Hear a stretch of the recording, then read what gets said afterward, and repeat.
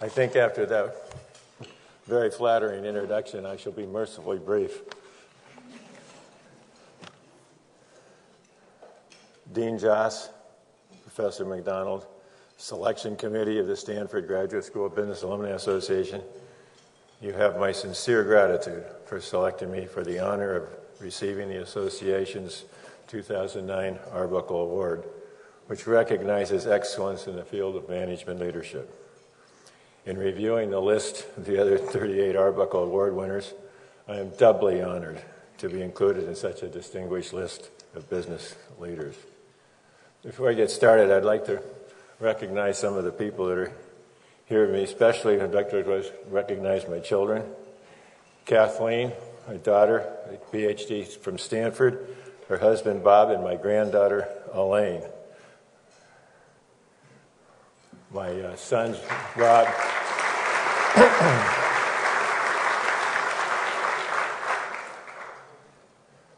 My sons and their wife, Rob Shanahan and Julie, and Kevin and Julianne.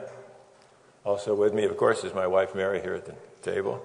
Her father, Dr. Owens, her brother Mike, and his wife Amy.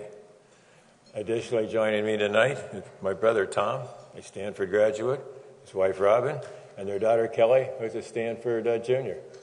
So we have a lot of Stanford people in there.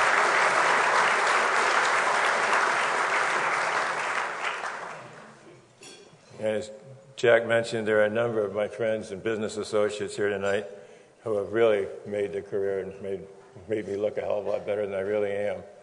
So you Capital guys, thanks for being here, and especially one of my oldest friends who's semi-retired, but here, Vic Parachini and his wife Ann.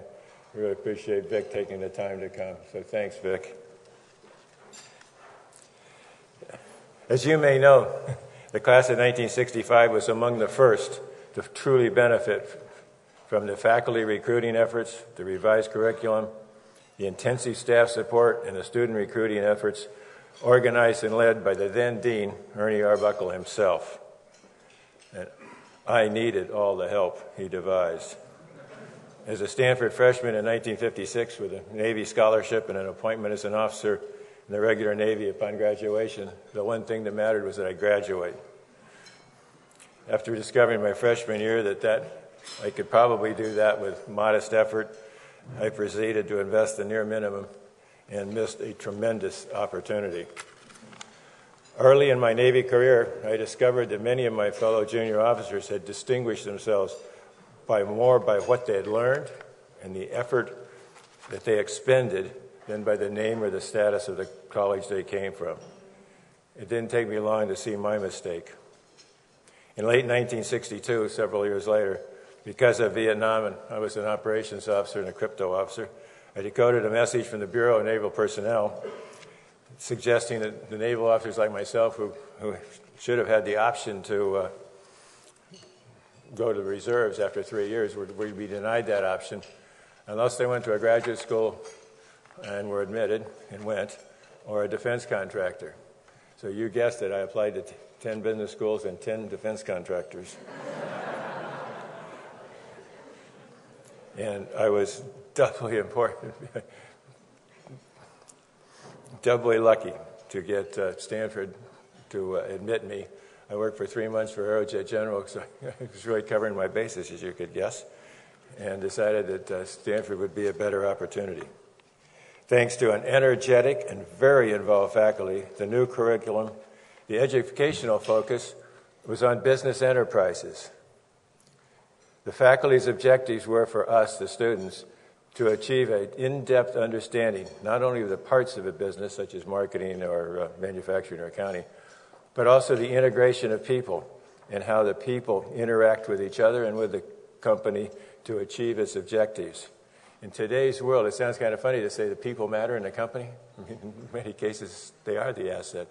But in those days, they did things more by function. And the addition that Ernie had put in to really consider how people work together and how they contribute was a revelation, and not overwhelmingly popular, but overwhelmingly successful. Spending 2 years contemplating how effective an enterprise could be with appropriate objectives and when all the parts contribute to the whole was a very intellectually and immensely satisfying thought process and endeavor. It was very productive for me in a career sense. Without the GSB experience, I never would have considered employment at Capital Research, where the business is evaluating companies for possible investment, a process which also includes adjustments to how effective the enterprise is, how much is it worth, and what are the nature of the included risks. The thought of joining a company where the analytic service was similar to what I was doing at the GSB had enormous appeal, and I liked the people very much. It was very intriguing. I received several offers to work for industrial companies, but in all candor, I chose Capital because it was the easiest one to leave. After all, as Jack pointed out, my job was to go out and interview a bunch of companies and get to know their managements real well. And I figured if I was any good, one of them at least would be willing to hire me if it didn't work out at Capital. Fortunately, they weren't required, as I spent 44 years there.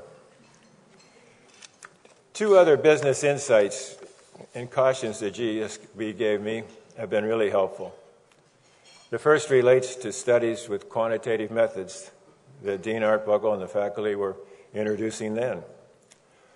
While emphasizing the benefits of organizing your thoughts about relationships or mathematical models, they pointed out that some of the variables are difficult to quantify, and many desired statistics are not available, and hence not included.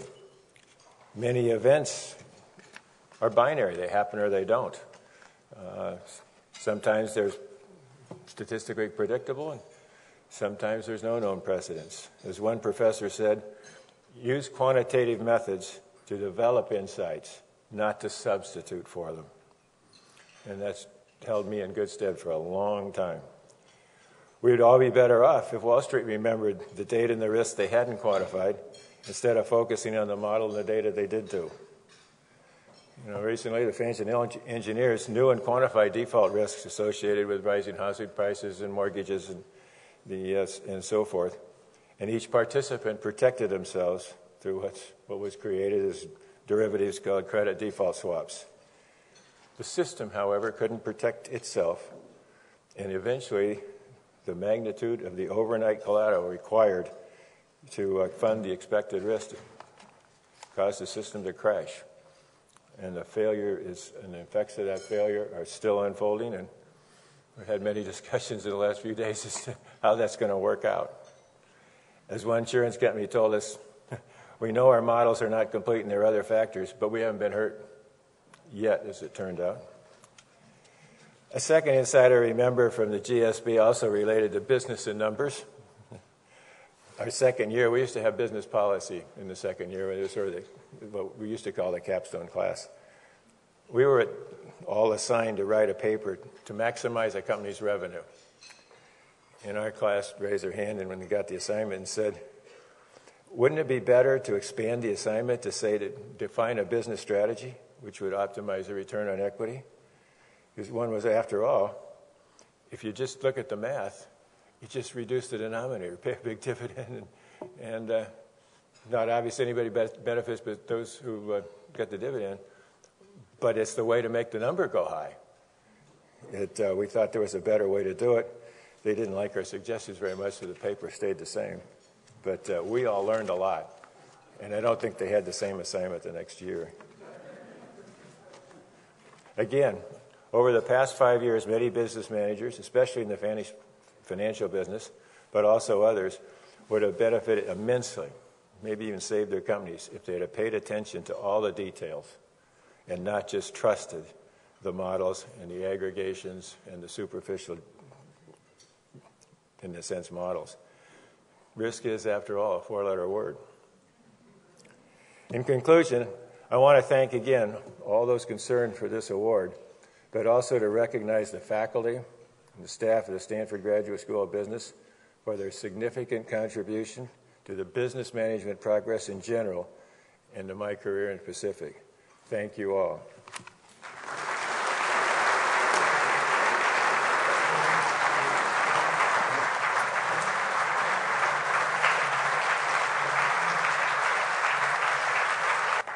Well, Mike, let me just say thank you from all of us here at Stanford for not only your inspirational and appropriate remarks, as timely as ever, but thank you for your marvelous career, all you've achieved, all you've done, even more importantly, who you are, which has allowed us to honor you and to bask in the reflected glory that you bring to us.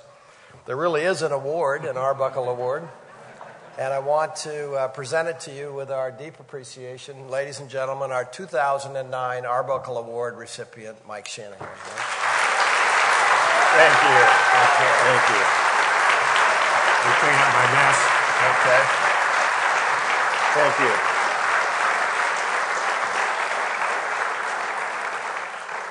Now, before we adjourn the evening, let me say thanks to all of you for coming. It's a wonderful night for us, and we appreciate your being here.